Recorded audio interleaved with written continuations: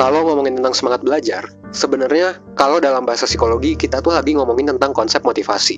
Jadi di video ini gue bakal ngebahas tentang gimana sih caranya biar lo bisa semangat atau termotivasi untuk belajar. Sebelumnya gue mau jelasin dulu sebuah teori. Jadi menurut salah satu filsuf yang teorinya udah cukup tua, motivasi tindakan saat kita hidup itu sebenarnya cuma ada dua. Nah, dua motivasi ini adalah motivasi yang mendasari semua tindakan kita. Ya, semua perilaku kita. Mulai dari tingkah laku yang simple, kayak misalnya ngegerakin tangan doang, makan, dan minum, sampai ke perilaku kompleks, kayak misalnya belajar atau bekerja. Terus, dua jenis motivasinya apa aja sih? Nah, motivasi yang pertama adalah kita melakukan sesuatu untuk menghindari penderitaan. Sedangkan jenis motivasi yang kedua adalah kita melakukan sesuatu untuk mendapatkan kebahagiaan. Kita tuh melakukan sesuatu cuman karena dua alasan tersebut berdasarkan teori tersebut. Nah, contoh hal yang dilakukan untuk menghindari penderitaan bagi gue adalah misalnya nih, buang air besar, buang sampah, beli telur ke warung. Ya, ini malesnya minta ampun sih. Terus minum obat, ngangkat jemuran, antar jemput adik, dan lain-lain sebagainya gitu. Nah, di sisi lain, contoh hal yang dilakukan untuk mendapatkan kebahagiaan bagi gue adalah main Dota, traveling, hunting foto, kencan, main gitar, ngeblog, dan lain sebagainya. Dan setiap orang pastinya punya kotak-kotak tersendiri untuk menempatkan motivasi tindakannya. Ada banyak hal yang masuk ke kategori menghindari penderitaan bagi sebagian orang, tapi oleh sebagian orang lain dianggap sebagai tindakan untuk mendapatkan kebahagiaan. Nah, contohnya adalah belajar.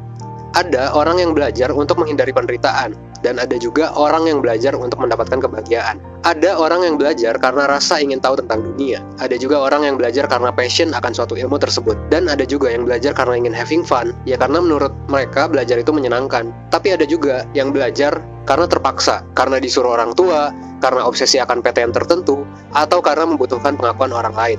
Tapi yang lo harus tahu adalah ada rumus tentang motivasi yang berlaku untuk semua orang.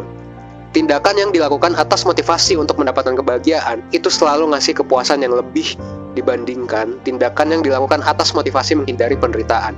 Kalau lo gak semangat belajar, mungkin buat lo, belajar adalah menghindari penderitaan. Lo sendiri yang dengan sadar menempatkan belajar dalam kotak itu, dan memandang belajar adalah sesuatu yang melelahkan, membosankan, dan harus diselesaikan. Itulah kenapa lo gak bahagia melakukannya. Karena mungkin aja lo belajar untuk menghindari penderitaan, bukan untuk mendapatkan kebahagiaan. Ini juga lah yang membedakan motivasi menghindari penderitaan dan mendapatkan kebahagiaan. Kalau lo belajar untuk menghindari penderitaan, ya lo menganggap bahwa lo harus belajar. Sedangkan kalau lo belajar untuk mendapatkan kebahagiaan, ya lo belajar karena lo mau belajar gitu, bukan karena harus. Dan perbedaan simpel ini antara mau dan harus tentu ngaruh banget. Akan lebih keren ketika lo belajar karena emang lo mau daripada lo harus. Karena lo gak kepaksa untuk belajar, karena itu kemauan dari diri lo sendiri. Mungkin ini alasan yang bikin lo jadi gak ikhlas, dan lo pun akhirnya capek, lalu belajar lo jadi gak efektif. Sampai akhirnya lo pun bingung, kenapa sih kerja keras lo selama ini masih kalah sama orang lain? Dan ya hal ini bisa jadi karena lo gak having fun, makanya belajar kerasa jadi beban buat lo. Ya kalau udah gitu sih, selamat aja menikmati kelelahan dalam menjalaninya. Well, sekian video dari gua. Jangan lupa cek video part 2 untuk mengubah motivasi lo tentang belajar. Salam hangat. Jadi gimana sih caranya biar kita gak males belajar? Nah, sebenarnya gue pernah bikin video tentang ini di part. Nah, sekarang gue mau ngomongin tentang gimana caranya biar lo bisa mengubah motivasi lo menjadi motivasi yang benar.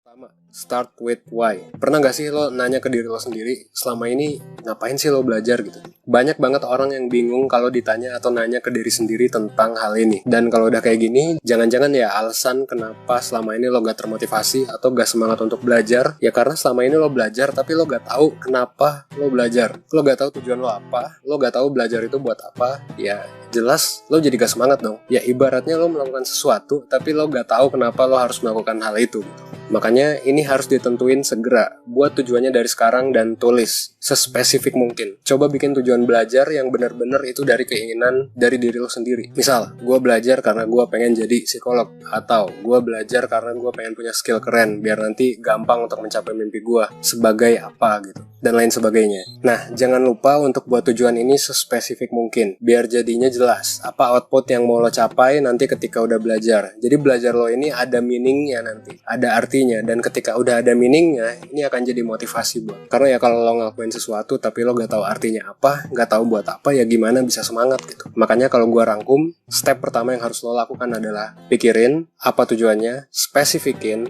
dan tulis. Yang kedua, kalau lo emang ngerasa lagi stuck, ya udah gak apa-apa.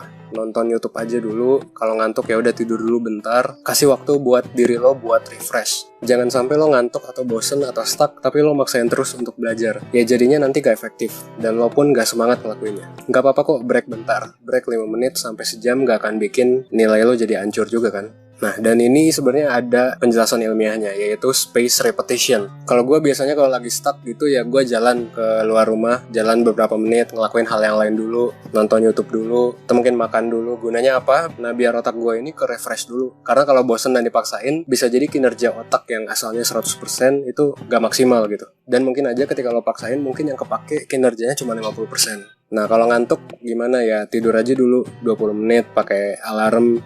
Ntar pas sudah bangun dan semangat lagi, baru lo bisa lanjut lagi. Yang ketiga, fokus. Jangan sampai belajar lo keganggu gara-gara main HP. Matiin notif sosmed lo, matiin HP-nya, atau uninstall aplikasinya aja sekalian. Karena jangan-jangan selama sejam lo belajar nih, misal lo belajar sejam ya, waktunya itu nggak lo pakai semuanya buat belajar, tapi lo pakai buat buka sosmed beberapa menit. Gak kerasa aja sampai akhirnya ternyata belajar kita yang efektif tuh cuma 15 menit ternyata. Mendingan kalau lo mau buka sosmed, ya beneran buka sosmed doang gitu, lo waktuin. Misal 10 menit, tapi habis itu lo harus belajar 20 menit atau mungkin 30 menit tanpa distraksi apapun. Nah, kenapa harus fokus? Karena ya kalau kita fokus, kita akan masuk ke kondisi tubuh yang dinamakan kondisi flow, yaitu ketika kita lupa sama semua yang ada di sekeliling kita dan benar-benar fokus sama apa yang akan kita kerjain sekarang. Perasaannya tuh sama kayak kalau lo main game atau lo ngapain gitu, terus tiba-tiba lupa, lah udah jam segini aja gitu gua main game, atau gua ngapain kok udah jam segini ya, atau ngobrol sama orang gitu. Nah, state flow ini sebenarnya bisa juga lo alami pas lagi belajar. Cuman ya kuncinya itu, lo harus fokus. Kalau nggak fokus, maka mode